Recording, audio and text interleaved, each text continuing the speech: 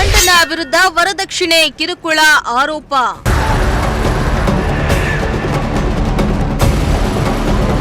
ಗಂಡನ ಮನೆಯ ಮುಂದೆ ಧರಣಿ ಕೂತಿದ್ದ ಹೆಂಡತಿ.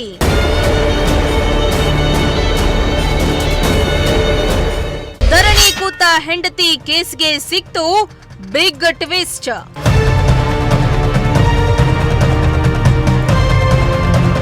ಗಂಡನ ಮನೆಯವರ ವಿರುದ್ಧ ಬಿತ್ತು ಡೌರಿ ಕೇಸ್.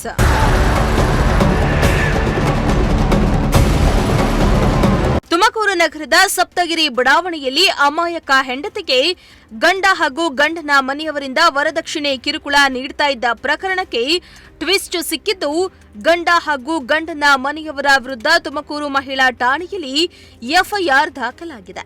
ಈ ಮೂಲಕ ಪ್ರತಿಭಟನೆ ಮಾಡ್ತಾ ಇದ್ದ ಹೆಂಡತಿಗೆ ಮೊದಲ ಜಯ ಸಿಕ್ಕಂತಾಗಿದೆ.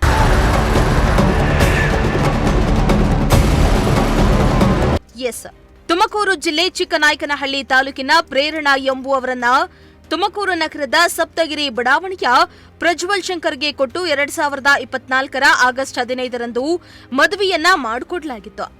ಆದರೆ ಮದುವೆಯಾದ 4 ದಿನದಿಂದಲೂ ಗಂಡ ಪ್ರಜ್ವಲ್ ಶಂಕರ್ ಹಾಗೂ ಆತನ ಮನೆಯವರು ಹೆಂಡತಿ ಪ್ರೇರಣಾಗೆ ನಿತ್ಯ ಒಡವೆ ದುಡ್ಡು ತಗೋಬಾ ಅಂತ ಕಿರುಕುಳ ನೀಡ್ತಾ ಇದ್ರಂತೆ. ಇದರಿಂದ ಬೇಸತ್ತ ಹೆಂಡತಿ ಪ್ರೇರಣಾ ಗಂಡನ ಮನೆ ಮುಂದೆ ಧರಣಿಯನ್ನ ಕೂತು ಒಡವೆ ಹಾಗೂ ತನ್ನ ವಸ್ತುವನ್ನ ಕೊಡುವಂತೆ ಆಗ್ರಹಿಸಿದ್ರು. ಅಲ್ಲದೆ ಗಂಡನ ಮನೆಯವರ ವಿರುದ್ಧ ದೂರನ್ನ ದಾಖಲಿಸಿದ್ರು.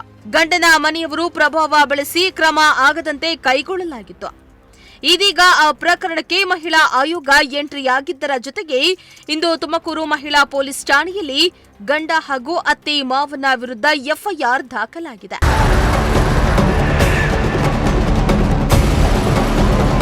ಹೆಂಡತಿ ಆರೋಪವನ್ನ ತಳ್ಳಿಹಾಕಿದ ಗಂಡ ಪ್ರಜ್ವಲ್ ಶಂಕರ್.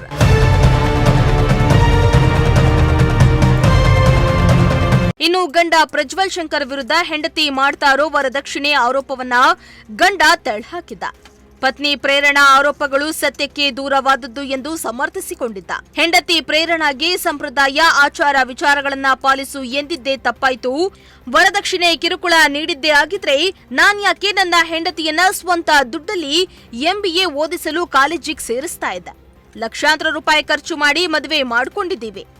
ನಾವು ವರದಕ್ಷಿಣೆ ಕಿರುಕುಳ ನೀಡಿದ್ದೇವೆ ಎಂಬುದಕ್ಕೆ ಸ್ಪಷ್ಟವಾದ ಸಾಕ್ಷ್ಯ ಕೂಡ ಇಲ್ಲ. ಹಾಗೇನಾದ್ರೂ ನಮ್ಮ ಮೇಲೆ ಅನುಮಾನ ಇದ್ರೆ ನ್ಯಾಯಾಲಯದಲ್ಲಿ ಸಾಬೀತುಪಡಿಸಲಿ ಎಂದು ಗಂಡ ಪ್ರಜ್ವಲ್ ಶಂಕರ್ ಸವಾಲ್ ಹಾಕಿದ್ದಾರೆ. ಸರ್, ತಮ್ಮ ಪ್ರಶ್ನೆಗೆ ಉತ್ತರ ನೀಡೋದಾದರೆ, ನಾವು ಆ ರೀತಿ ವರದಕ್ಷಿಣೆ ಕಿರುಕುಳ ನೀಡ್ತಕ್ಕಂಥ ವ್ಯಕ್ತಿಗಳಾಗಿದ್ದರೆ ಅಥವಾ ಆ ಹಿನ್ನೆಲೆಯವರಾಗಿದ್ದಿದ್ರೆ ಅಥವಾ ನಾವು ನೀಡಿದ್ದೇ ಆಗಿದ್ದಿದ್ರೆ ನಾವು ನಮ್ಮ ವೈಯಕ್ತಿಕ ಖರ್ಚು ಸಂಪೂರ್ಣವಾದಂಥ ಖರ್ಚಿನಲ್ಲಿ ಫಸ್ಟ್ ಇನ್ಸ್ಟೆನ್ಸಲ್ಲೇ ನಾವು ಅವರನ್ನು ಮದುವೆ ಮಾಡ್ಕೊಳ್ತಕ್ಕಂಥ ಅವಶ್ಯಕತೆ ನಮಗಿರ್ತಿರಲಿಲ್ಲ. ಜೊತೆಯಲ್ಲಿ ಮದುವೆ ಆದ ನಂತರ ನನ್ನ ವೈಯಕ್ತಿಕ ಸಂಪೂರ್ಣವಾದಂಥ ಖರ್ಚಿನಲ್ಲೇ ನಾನು ಅವರನ್ನು Shri Siddhartha institute of management ಸ್ಟಡೀಸ್ನಲ್ಲಿ MBA ವ್ಯಾಸಂಗಕ್ಕಾಗಿ ನಾನು ದಾಖಲೆ ಮಾಡ್ತಕ್ಕಂಥ ಅವಶ್ಯಕತೆಯೂ ಇರಲಿಲ್ಲ. ಸೊ ಅವ್ರು ಮಾಡಿರ್ತಕ್ಕಂಥ ವರದಕ್ಷಿಣೆ ಕಿರುಕುಳದ ಆರೋಪಗಳು ಸತ್ಯಕ್ಕೆ ದೂರವಾಗಿದೆ, ಸುಳ್ಳು ಅಂತಲೂ ಹೇಳೋಕ್ಕೆ ಇಷ್ಟಪಡ್ತೇನೆ. ಜೊತೆಯಲ್ಲಿ ಅದಕ್ಕೆ ಯಾವುದೇ ರೀತಿಯಾದಂಥ ಕಾಂಕ್ರೀಟ್ ಎವಿಡೆನ್ಸ್ಗಳು ಯಾವುದೂ ಇಲ್ಲ ಅಂತಲೂ ನಾನು ಅಂದ್ಕೊಳ್ತೇನೆ.